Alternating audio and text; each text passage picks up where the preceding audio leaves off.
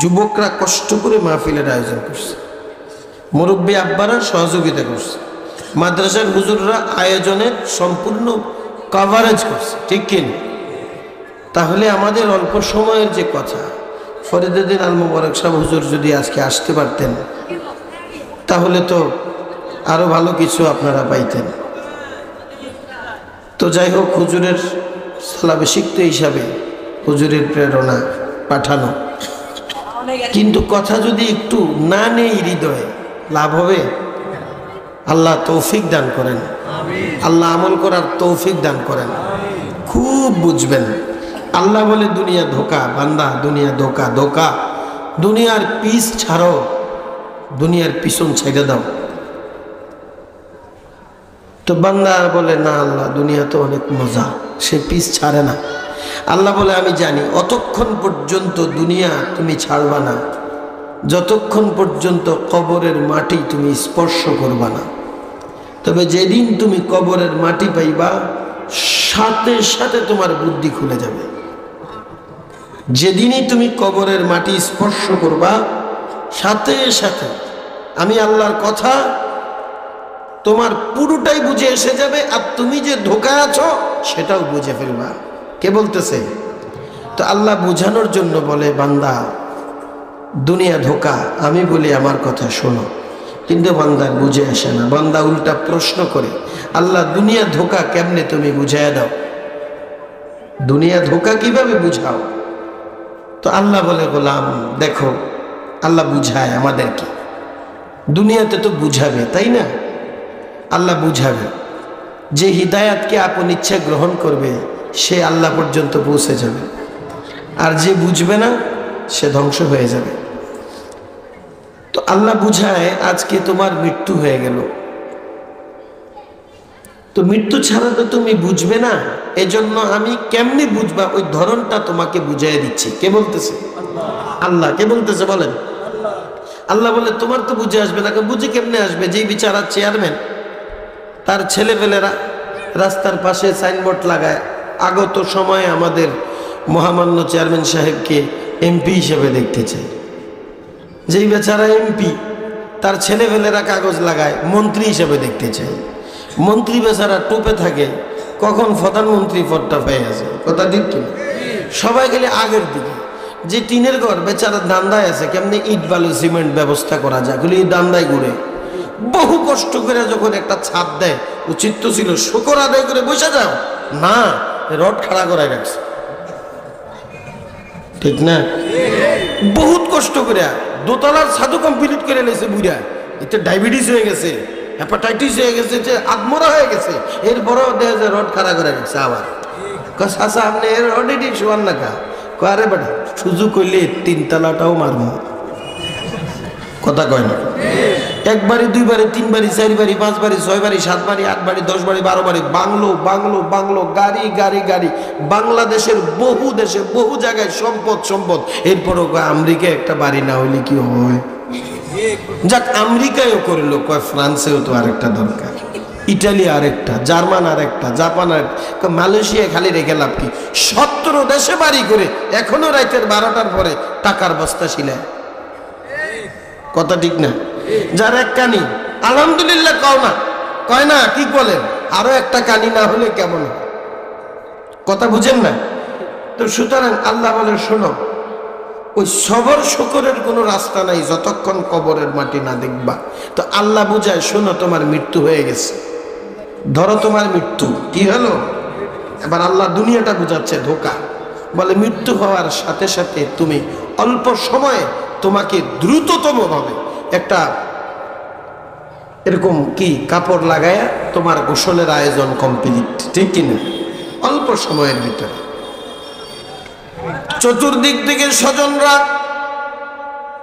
যার যার মতো কানতে কানতে আহাজারি আর দুঃখ বেদনা ভরা কণ্ঠ নিয়া যেদিকে তাকাইবা আহাজারি কান্না, আহাজারি কান্না। বাগনা কান্দে, বাতিজা কান্দে, নারীরা কান্দে, বউ কান্দে, বাচ্চা কান্দে, মেয়ে কান্দে, জামাই কান্দে, সবাই শুধু কান্না করে।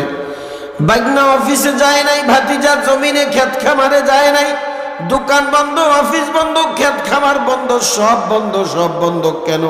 বলে মামা মারা গেছে, কেউ বলে চাচা মারা গেছে, কেউ বলে বড় ভাই মারা গেছে, কেউ বলে ভাগনা মারা গেছে। ঠিক না বেঠিক? এভাবে কানতে কানতে কানতে কানতে সারা বাড়ি দুঃখের এক মাঠ আর ময়দান হয়ে যায়। যেদিকে তাকাইবা সকলের মুখখানা ছোট, কলিজা ব্যথা, চোখের পানি, কানতে কানতে সবাই আত্মহারা। অল্প সময়ের মধ্যে জানাজা তৈয়ার হয়ে যায়।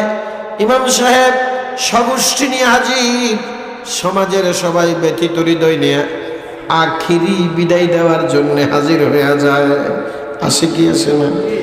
ইমাম সাহেব ডাক লাগায়, কই জানাজা তৈয়ার, আমরা এসেছি, জানাজা হবে।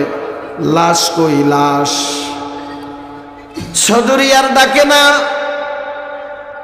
জনাব লাগায় না, আলহাজ মিয়া চৌধুরী ভুইয়া শিল্পপতি, কিছুই নাই, নাম ডাকে লাশ। এখনো কবরে রাখে নাই, এখনো জানাজা সম্পাদন হয় নাই, এখনো মাটি চাপা দেওয়া হয় নাই, লাশ এখনো উপরে রাখা। ডাক দেয়, লাশ কই? লাশ কই? লাশের নাম আছে, শান আছে, মান আছে। বাবারে, এই নিঃশ্বাস যাওয়ার সাথে সাথে আমার আল্লাহ বলে, তোমার মানগিরি শেষ, শানগিরি শেষ, তোমার নামগিরিও শেষ। এখন তোমার নাম একটা লাশ। কথা ঠিক না বেঠিক? অন্ধকার কবরে রাখা হলো। আমার মালিক বলেন, অন্ধকার কবরে রাখা হলো, মাটি চাপা দেওয়া হলো, যার যার মতো সবাই তার তার বাড়ি ঘরে চলে গেল। এখন অন্ধকার কবরে তুমি একা। ঠিক না বেঠিক? একা কবরে। সবাই যখন তাকে রেখে অন্ধকার কবরে একা বসে বেচারা চিন্তা করে, হায়, বিবিও কাছে নাই, বাচ্চাও কাছে নাই, বন্ধুরাও তো কেউ নাই, সকালের বন্ধুরাও নাই, সন্ধ্যার বন্ধুরাও নাই, অফিসের বন্ধুরাও নাই, কোনো আত্মীয় স্বজন নাই। বান্দা বেচারা অন্ধকার কবরে একা বসে আছে। ঠিক না বেটি? সাই সম্পত্তি কিছুই নাই, টাকা পয়সা গয়না গাটি কিছুই তার সাথে নাই, বিপদে আছে। এদিকে স্বজনরা উপরে, সবাই মিলেমিশে সুন্দর করে মুফতি সাহেব ডাইকা, ইমাম সাহেব ডাইকা, খতিব সাহেব ডাইকা সুন্দর করে ভাগ বটরা করে, মেজ মেয়ে, সেজ মেয়ে, বড় মেয়ে, ছোট মেয়ে, মেজ ছেলে, বড় ছেলে, সেজ ছেলে, বড় ছেলে, বাইগনা, ভাতিজা, মা, স্ত্রী, সন্তান, ব্যাংকের টাকার নমিনি পাওয়ার দেয়া উঠে বেড়াইছে। আলমারির মধ্যে স্বর্ণ গয়না, টাকা পয়সা সব বের করে আনছে। সব সম্পদগুলো আল্লাহর কোরআন বিধান মতো ভাগ বটনা হয়ে গেছে। স্ত্রী স্ত্রীর ভাগ পাওয়া গেছে, ছেলেরা ছেলেদের ভাগ নিয়ে গেছে, মেয়েরা মেয়েদের ভাগ নিয়ে গেছে। এই ভাগটা কার করা? আল্লাহ পাকের দেওয়া ভাগ। অপরাধের কিছু নাই। যার যার পাওনা সে পায়া স্বাচ্ছন্দ্যের নিঃশ্বাস ফালাইতেছে। ওদিকে মুর্দা বেচারা কবরে তার বুদ্ধি খুলে গেছে, হায়, যা করেছি সব তো ভুল করেছি, কিছুই তো আমার সাথে নাই। ওই আমার আলমারিতে আমার হাতে টাকার বান্ডিল, এখন আর ওই টাকায় আমার কোনো মালিকানা পাওয়ার নাই। আমার হাতের গয়নাগাটি সব রাখা, আমি আর মালিক না। আমার চালানো হুন্ডাটাও আমি মালিক না। টেবিলের উপরে চাবি পড়ে আছে। কেউ ঘড়ি নিয়ে গেছে, কেউ চশমা নিয়ে গেছে, কেউ হুন্ডা নিয়ে গেছে, কেউ মাল সামানাগুলো নিয়ে গেছে। বান্দা বেচারা বুঝে এসে গেছে, আল্লাহ তুমি যে বলছো আমি তো বুঝি নাই, এখন তো আমি একা হয়ে গেছি, ভুল করছি, এটা বুঝে এসে গেছে। কোরআনে মাজিদে 28 নম্বর পারা একখানা সূরা আছে, সূরাতুল মুনাফিকুন। সূরাতুল মুনাফিকুনের 10 নম্বর আয়াতে বান্দা এখন আল্লাহকে ডাকে, ক্বালা রাব্বি, ক্বালা রাব্বি, ক্বালা রাব্বি লাউলা আখারতানি ইলা আজালিন করিব। আয় মালিক আল্লাহ, ওগো আল্লাহ, ওগো আল্লাহ, বুঝি নাই, আজকে বুঝে এসে গেছে, কবরে ভুল করে আসছি। আল্লাহ আমাকে একটা মুহূর্তের জন্য দুনিয়াতে যাওয়ার সুযোগ দেন। আল্লাহ বলে, তুমি দুনিয়াতে যাইয়া কি করবা? আল্লাহ কি জানে না? জানে। তুমি দুনিয়াতে যাইয়া কি করবা? বলে, আল্লাহ, যেই ভুলটা করে এসেছি ওই ভুলটাকে শুদ্ধ করে আসার জন্য। কি শুদ্ধ করবা? বলে, ফাআসাদ্দাকা ওয়া আকুম মিনাস সালিহিন। আল্লাহ গো, আমার সব সম্পত্তিগুলো আমি রেজিস্ট্রি অফিসে যায়া শুধু একটা খোঁচা মাইরা তোমার নামে দান করে দেব, আর তোমার নেককার বান্দাদের মতো একটা সেজদা দিয়া আল্লাহর ওয়ালি হইয়া জমিন থেকে কবরে আসব। আল্লাহ বলে, গোলাম, উপরে যায়া লাভ নাই, তোমার নামে তো আর জায়গা নাই, খারিজ চেঞ্জ হয়ে গেছে, নমিনিকেশন সব নমিনি চেঞ্জ হয়ে গেছে, তোমার চাকরির চেয়ারে আরেকজন বসে গেছে। হায় হায়, এখন আর তোমার নামে সম্পদ নাই, তোমার আলমারিতে রাখা টাকা বন্টন হয়ে গেছে, তোমার হুন্ডা, তোমার গাড়ি, তোমার চাবি, তোমার ঘড়ি, তোমার চশমা সব যার যার মতো করে বন্টন করে নিয়ে গেছে। তুমি কি সদকা করবা? তোমার নামে কোনো সম্পদ নেই। ঠিক না বেটি? বন্ধু বিচারা, মজার কথা হলো, এই যে সম্পদগুলি, যেই সম্পদগুলি ভাগ করে বিবি নিল, মেয়ে নিল, ছেলে নিল, বাচ্চা নিল, আমার মালিক বলেন, গোলাম, আসল কথা মনোযোগ দিয়ে শোনো। এখন তুমি কবরে আসছো, এখন তোমার সফর শুরু হয়ে গেছে, সুতরাং হিসাবের খাতা রেডি করো, হিসাবের খাতা রেডি করো। বলে, আমার হিসাব কিসের? বলে, শোনো, এই উপরে যত সম্পদ রেখে আসছো সব সম্পদের হিসাব হবে কবরে, আর সব সম্পদ বক্ষণ হবে উপরে। আল্লাহু আকবার। হিসাব দিতেছে কোথায়? কবরে হিসাব দিবে। সব সম্পত্তি, মিন আইনা আনফাকাহু আইনা ইকতাসাবাহু, কেমনে কামাইলা, কেমনে খরচ করলা, সম্পদগুলি উপরে যা আছে তিল তিল করে তুমি হিসাব দিবা। তোমার দেওয়া সম্পদগুলো উপরে তারা বক্ষণ করবে, স্বজনে বক্ষণ করবে, স্বজনে তুমি হিসাব দিবা বান্দা কবরে। এই কথা শুনে তো তার মাথা আরো খারাপ, এখন উপরে যাওয়ার জন্য পাগল হয়ে গেছে। বলে, আল্লাহ, আমাকে একটু যেতে দেন, যেতে দেন, আমার বিবি অনেক ভালো, আমার সন্তানরা অনেক ভালো, আমার ভাইচারীরা অনেক ভালো, আমি যদি যাইতে পারি সবাই আমার সম্পদ ফিরাইয়া দিবে, এবং আমাকে সব যখন ফিরাইয়া দিবে আমি তোমার নামে দান কইরা আল্লাহর ওয়ালি হইয়া কবরে আসতে পারবো।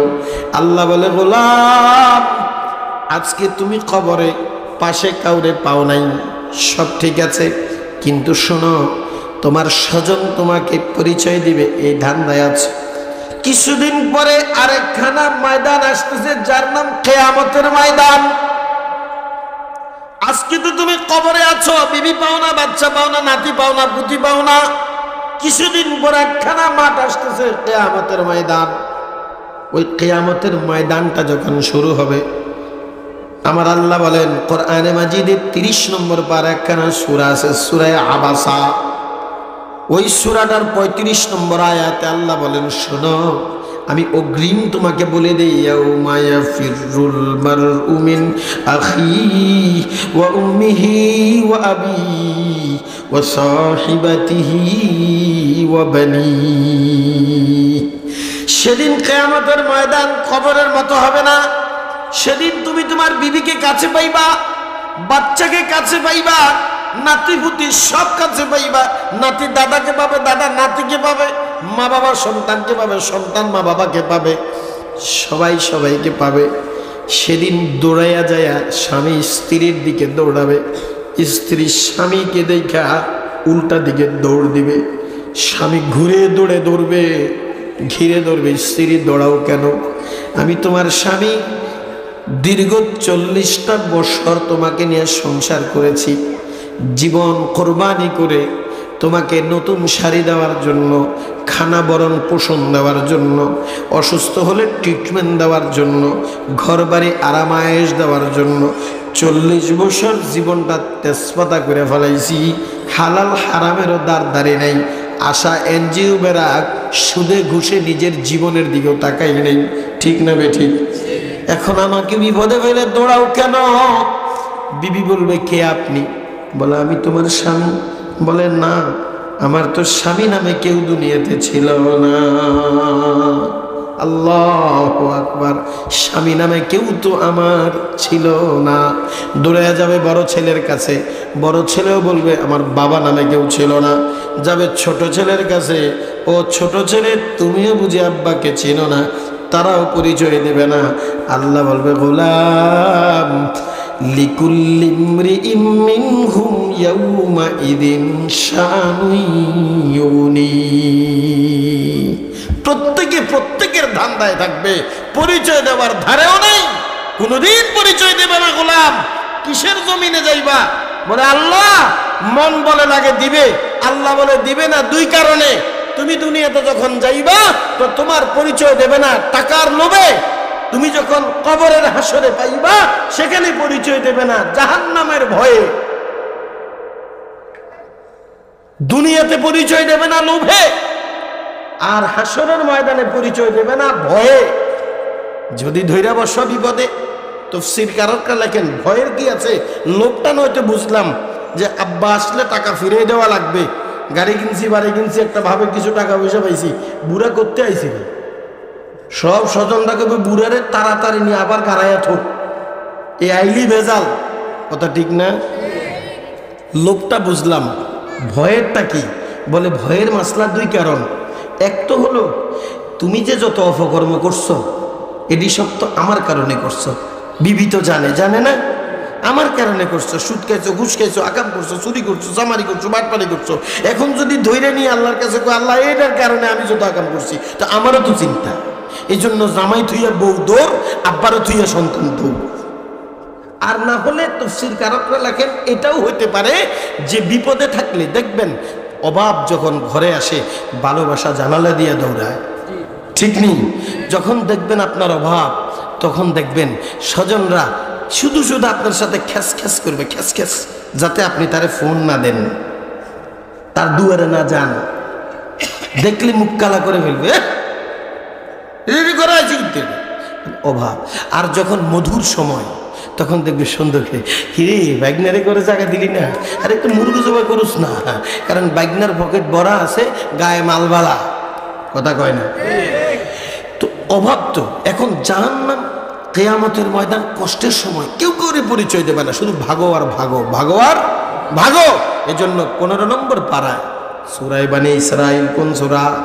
সূরা বনী ইসরাইল 15 নম্বর পাড়ায় 15 নম্বর আয়াতে আমার মালিক আওয়াজ দিয়ে বলেন, আল্লাহু আকবার, আল্লাহু আকবার। শোনো শোনো, এটার নাম কিয়ামতের ময়দান। ওয়ালা তাজিরু ওয়াজিরাতুম বিজরা উখরা,